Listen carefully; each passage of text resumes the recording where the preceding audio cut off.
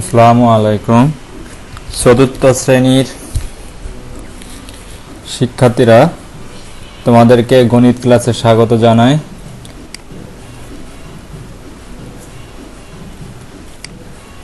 আমি মোহাম্মদ হাসানুর রহমান, প্রভাষক, Khulna collectorate public school and college. Khulna collectorate public school and college কর্তৃক আয়োজিত অনলাইন ক্লাসে আজ আমার পাঠ শিরোনাম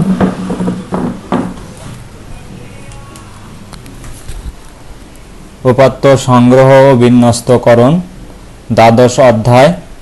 এর আগে আমরা এই অধ্যায়ের উপরে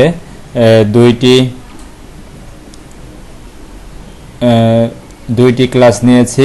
আজ আমার তৃতীয় ক্লাস উপাত্ত সংগ্রহ ও বিন্যস্তকরণের উপরে। আজ আমি তোমাদের একটি সৃজনশীল কোশ্চেনের উপরে ক্লাস নিব। সৃজনশীল কোশ্চেনটি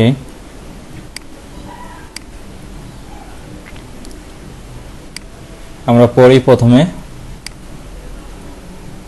এখানে বলা আছে, একটি বিদ্যালয়ের চতুর্থ শ্রেণীর বাড়ির কাজ জমা দেওয়া সংখ্যা দেওয়া হলো। বাড়ির কাজ জমা দেওয়া সংখ্যা এখানে প্রথমে দিয়েছে কত, 25, তারপরে 24, তারপরে 15, তারপরে 20, তারপরে 23, 29, 26, 16, 22, 26, 14, 18, 24, 26, 8, 27, 25, 9। সর্বোচ্চ ও সর্বনিম্ন সংখ্যা কত? এক নম্বরে বলেছে সর্বোচ্চ ও সর্বনিম্ন সংখ্যা কত।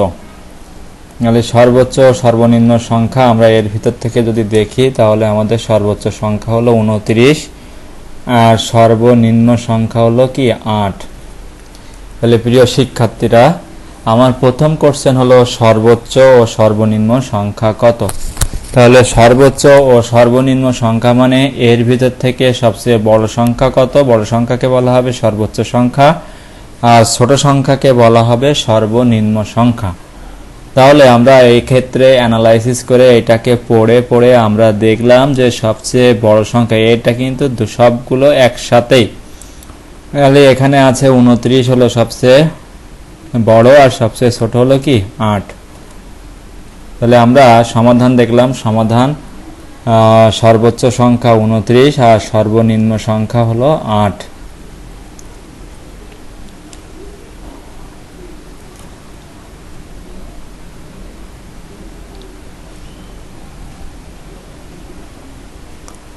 এবার খ নম্বরে বলেছে 5 শ্রেণী ব্যবধান নিয়ে একটি সারণী, 5 উপাত্তগুলোকে 5 শ্রেণী ব্যবধান নিয়ে একটি সারণীর মাধ্যমে বিন্যাস করো।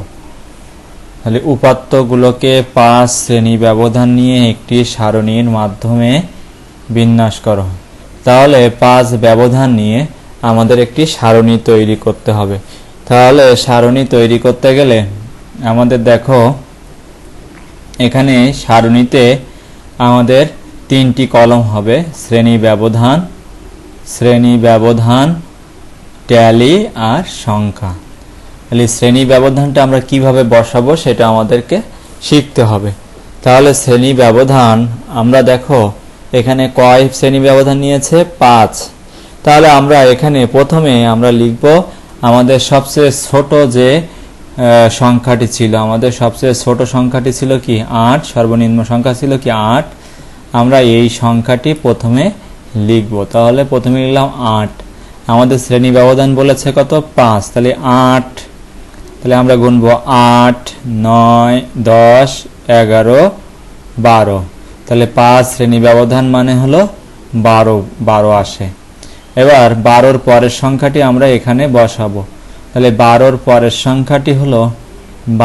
পরের সংখ্যাটি হলো 13। এবার আমরা আবার গুনব 5। তাহলে 13, 14, 15, 16, 17। তাহলে এখানে হবে কি 17। এবার 17-র পরে হলো 18। 18-র সাথে আবার আমরা 5 গণনা করব। তাহলে 18, 19, 20, 21, 22। তাহলে এখানে হবে কত? 22। এবার 22-এর পরের সংখ্যাটি হলো 23। তাহলে 23 থেকে কত পর্যন্ত যাব, তাহলে 23, 24, 25, 26, 27, তাহলে কত পর্যন্ত আসবে, 27 পর্যন্ত।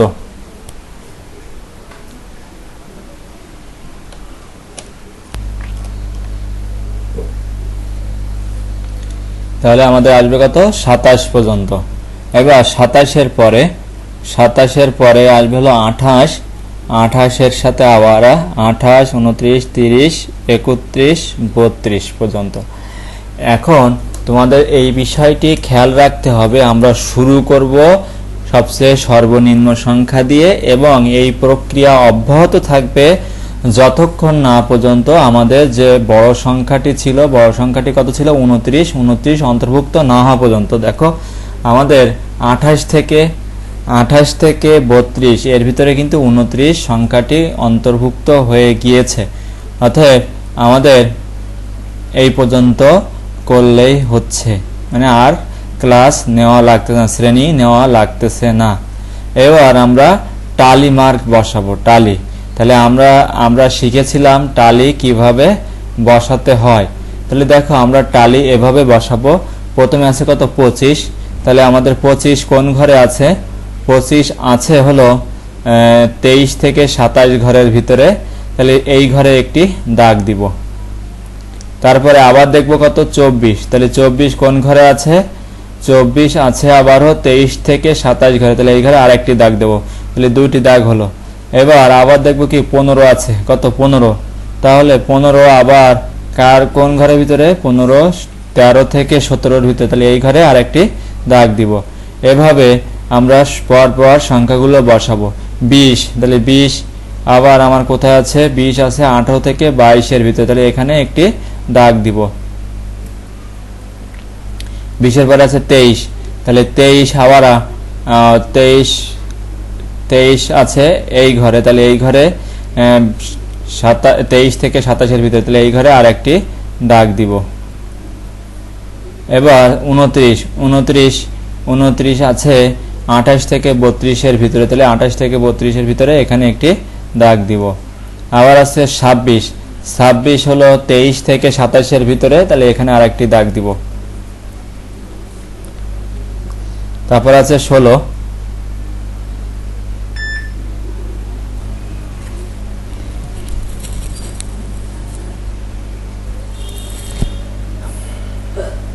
এভাবে আমরা প্রত্যেকটি 16, 22, 26, 14, 18, 24, 26, 8, 27, 25, 9 এভাবে আমরা যদি বসাই তাহলে শেষ বেশ আমরা এরকম একটি সংখ্যা দেখতে পাবো। তাহলে এখানে হবে মোট হবে কি 2টি, এখানে হবে 3টি, এখানে হবে 3টি, এখানে 4টির পরে আমরা 5 নাম্বার যে সময় হবে সে সময় একটি কেটে দিব।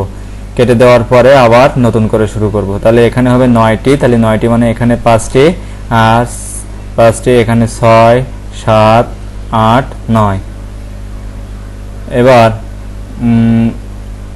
এখানে হবে একটি। তাহলে আমরা সংখ্যা মানে এই টালিতে যে কয়টি হবে, টালির সংখ্যা যে কয়টি হবে আমরা সেই সংখ্যাটি এখানে লিখব। তাহলে এখানে হয়েছে 1, 2টি, তাহলে এখানে 2টি, এখানে 3টি, তাহলে এখানে 3টি, এখানে 3টি, এখানেও 3টি, এখানে 9টি, এখানে 1টি, তাহলে মোট হলো 18টি। তাহলে আমাদের টালির সংখ্যা হলো মোট হলো 18টি। আমাদের অবশ্যই এখানেও 18টি সংখ্যা আছে।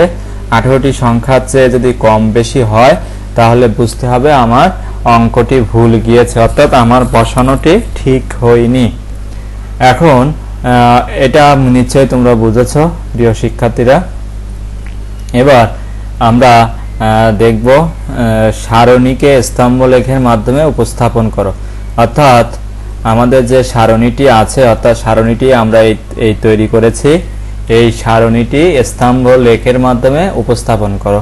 আমি গত ক্লাসে তোমাদেরকে স্তম্ভলেখ কিভাবে অঙ্কন করতে হয় আমি সেটি শিখিয়েছিলাম। আজ তোমাদেরকে আবার সেটি দেখাচ্ছি কিভাবে আমরা তৈরি করব। তাহলে আমি প্রথমে বলেছিলাম যে স্তম্ভলেখ আঁকার জন্য এটি গ্রাফ কাগজেও আঁকা যায়, কিন্তু তোমাদের ক্ষেত্রে গ্রাফে না আঁকাই ভালো। তোমরা স্কেল দিয়ে এরকম বক্স তৈরি করে নেবে। তাহলে আমরা প্রথমে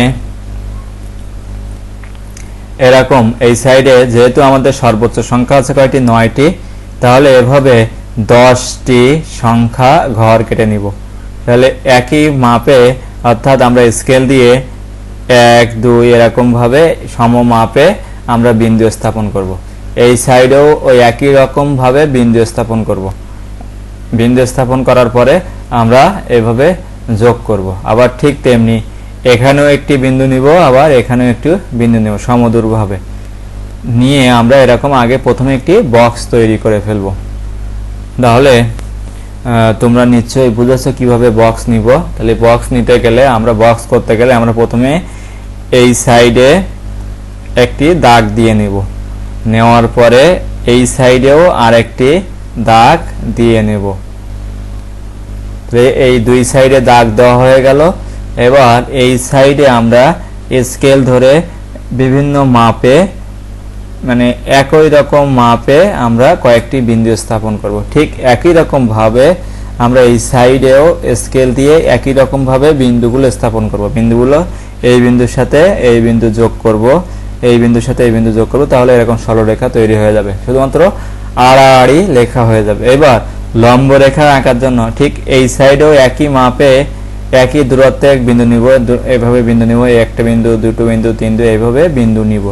এভাবে বিন্দু নেওয়ার পরে আমি এই সাইডেও একই দূরত্বে বিন্দু নিব, বিন্দু নিয়ে এই উলম্ব রেখা যোগ করব। উলম্ব রেখা যোগ করব। এখানে উলম্ব রেখা উলম্বর সংখ্যা হবে আমাদের যে কয়টি সংখ্যা আছে, আমাদের যে কয়টি ঘর আছে, আমাদের ঘর আছে কয়টি দেখো, আমাদের ঘর হয়েছে 1 2 3 4 5, 5টি ঘর হয়েছে। তাহলে 5টি ঘরের জন্য আমরা প্রথমে ফাঁকা রাখলাম। এই একটি ঘর, একটা ফাঁকা, একটা, দুইটি ঘর, একটা ফাঁকা, তিনটি ঘর, একটা ফাঁকা, চারটি ঘর, একটা ফাঁকা, 5টি ঘর, তারপর হলো 5টি ঘর, একটা ঘর ফাঁকা রাখবো। তাহলে মোট ঘর হচ্ছে 1 2 3 4 5 6 7 8 9 10 11, অর্থাৎ 11টা এভাবে কলম হবে। কলম হওয়ার পরে আমরা প্রথমে দেখো 8 থেকে 12, 8 থেকে 12 এর ভিতরে আমাদের গণসংখ্যা বা সংখ্যা আছে কয়টি দেখো, আমাদের সংখ্যা আছে কয়টি 2টি। তাহলে 2টি মানে আমাদের দুই ঘরের মান আমাদের 2টি, তাহলে 1 2, তাহলে এই দুই ঘরকে আমরা এ করে দিব, শ্যাডো করে দিব। এটা পেন্সিল দিয়ে তোমরা এ করে দিবে বা কালার পেন্সিল দিয়ে। তারপরে আমরা 13 থেকে 17, তাহলে 13 থেকে 17, 13 থেকে 17 আছে 3 ঘর, তাহলে এখানে 3 ঘর শ্যাডো করব। এখানে 18 থেকে 12 আছে, 18 থেকে 22 আছে 3 ঘর, তাহলে 3 ঘর শ্যাডো করব। 23 থেকে 27 আছে, 23 থেকে 27 9 ঘর, এই 9 ঘর শ্যাডো করব। তারপরে হলো 28 থেকে 32 1 ঘর, তাহলে 1 ঘর শ্যাডো করব। এই ছিল আমাদের স্তম্ভ লেখ। প্রিয় শিক্ষার্থীরা, তোমরা এই অঙ্কটি আবার নিজেরা করে আমাকে পাঠাবে। গত ক্লাসে কয়েকজন পাঠিয়েছো, আমি চাই আজকের এই ক্লাসে এই অঙ্কটি করতে পারলে তোমরা পরীক্ষায় এরকম ধরনের একটি অঙ্ক পাবে এবং সহজেই তোমরা সেটি সমাধান করতে পারবে। প্রিয় শিক্ষার্থীরা, অবশ্যই তোমরা এই অঙ্কটি HW করে আমাকে দেখাবে। ভালো থাকো, সুস্থ থাকো, এই শুভকামনায় তোমাদেরকে ধন্যবাদ জানাই। আল্লাহ হাফেজ।